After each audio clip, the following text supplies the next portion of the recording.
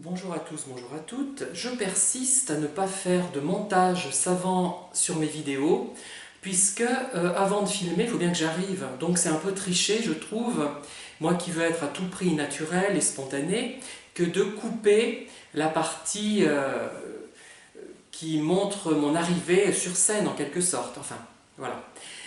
Et puis je ne veux pas faire du racolage par rapport à des vidéos où je me mettrais subitement à parler toute vitesse, en faisant un zoom sur le visage, je ne sais pas pourquoi.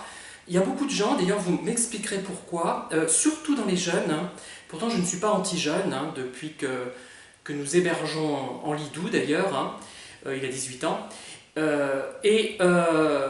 je ne l'étais pas avant, je ne l'étais pas depuis longtemps. J'étais anti-jeune quand j'étais moi-même jeune et que j'étais rejeté en fait par cette jeunesse parce que j'étais homo, parce que j'avais une hypersensibilité, etc. Voilà.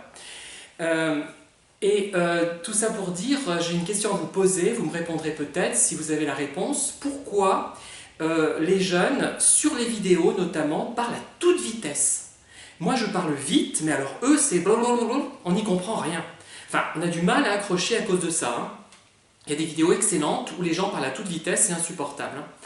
Voilà. Donc, mais je ne suis pas là pour vous parler de moi, de la jeunesse, de mon hypersensibilité, de mon rejet, etc.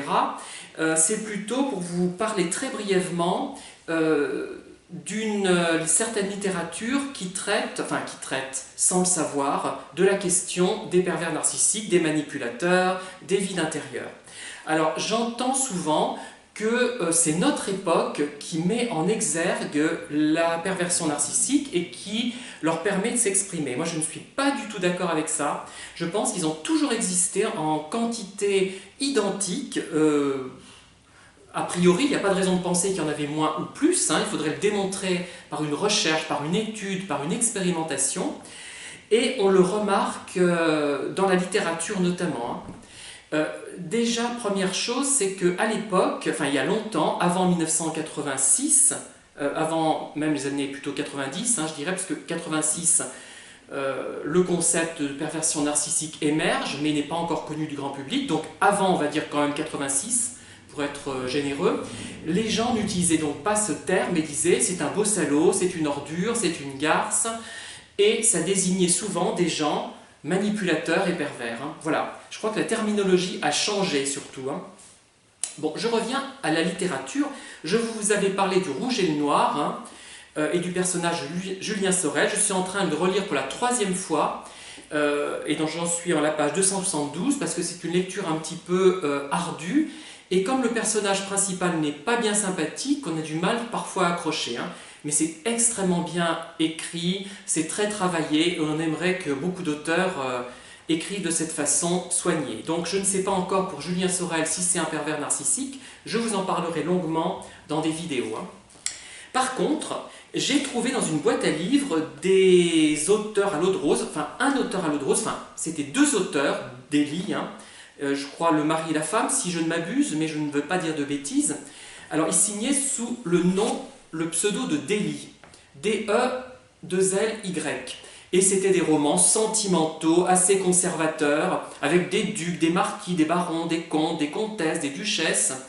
Alors, c'était en général un duc honnête, mais un peu froid, qui tombe amoureux d'une jeune femme timide, désargentée, mais d'une grande beauté, avec un teint ivoirien, pardon, enfin ivoirien ça se dit, enfin un teint d'ivoire, voilà, comme ça on ne commettra pas d'erreur. Et, euh, et voilà, ça se terminait par un mariage, euh, bref. Eh bien, dans ces livres, notamment dans La Rose qui tue, j'en avais déjà lu il y a très longtemps, quand j'étais gamin, à 14-15 ans, j'en avais lu 2, qui m'avaient amusé d'ailleurs, hein, intéressé finalement. Bon. Alors, La Rose qui tue, il y a un personnage de pervers narcissique dans ce livre, voire plusieurs. C'est un homme qui finalement agrippe, harponne sa proie, une jeune femme un peu légère, mais pleine de sensibilité. Elle est musicienne, notamment. Et évidemment, lui, il est comte de je ne sais plus quoi. Bon, bref, c'est toujours comme ça, hein.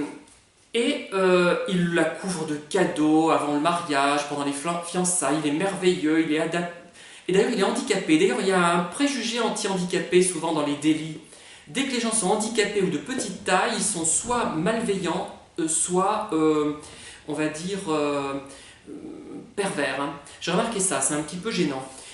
Et donc, cet homme, une fois que la femme sera mariée, il va la maintenir au foyer et il prend un plaisir sadique finalement à voir qu'elle est contrainte de rester à la maison et de ne pas avoir d'amis, etc.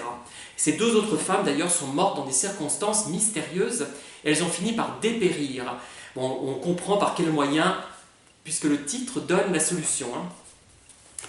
Alors, un autre délit que je suis en train de lire, La Chatte Blanche. La Chatte Blanche, ça fait allusion à une nouvelle, un conte de Madame d'Aulnoy, que vous devez connaître. Hein. Là aussi, je vais vous lire un petit passage, vous allez tout de suite comprendre, hein, en quelques mots. Et ça contredit un peu ceux qui disent qu'il ne faut pas se fier aux expressions de visage des pervers. Il y a une dame d'ailleurs, psychologue très compétente par ailleurs, qui est dans l'erreur à ce niveau-là, à mon avis, à mon humble avis. Ce n'est pas systématique chez les pervers, le regard un peu particulier, mais ça arrive souvent. Alors, elle sourit de cet étrange sourire qui ne gagnait pas les yeux. Vous avez entendu qu'il ne gagnait pas les yeux. Donc le sourire du chat d'Alice au Pays des Merveilles, en fait, avec le regard fixe. Ceci restait câlinement doux, et tout au fond des prunelles dansait une fascinante petite lueur d'or. Et elle a des dents pointues, cette femme, hein. Elle n'est pas claire, il y a un parfum capiteux qui se dégage de ses billets, de son intérieur, mais qui est nocif, qui est vénéneux. Voilà, même dans Délit, les fameux délits que tout le monde connaît, hein, les romans à l'eau de rose des années 20, 30, 40, 50, même 60 peut-être, je ne sais pas, si c'est encore lu dans les années 60, c'est encore lu maintenant d'ailleurs, mais un peu moins. Bien mieux écrit d'ailleurs que les Harlequins, il y a ce thème de la perversion narcissique qui a toujours existé. Il y a toujours eu des pervers narcissiques, il y a toujours eu des vides intérieurs, il y a toujours eu des manipulateurs. Simplement, la psychologie n'était pas entrée là-dedans, si je puis dire, et on n'en parlait pas de la même façon. On disait, celui-là c'est un beau salaud, c'est une belle ordure, c'est une belle garce, etc. Voilà, une petite vidéo sans conséquences, mais que je voulais quand même faire. Je vous dis bonne journée et à bientôt.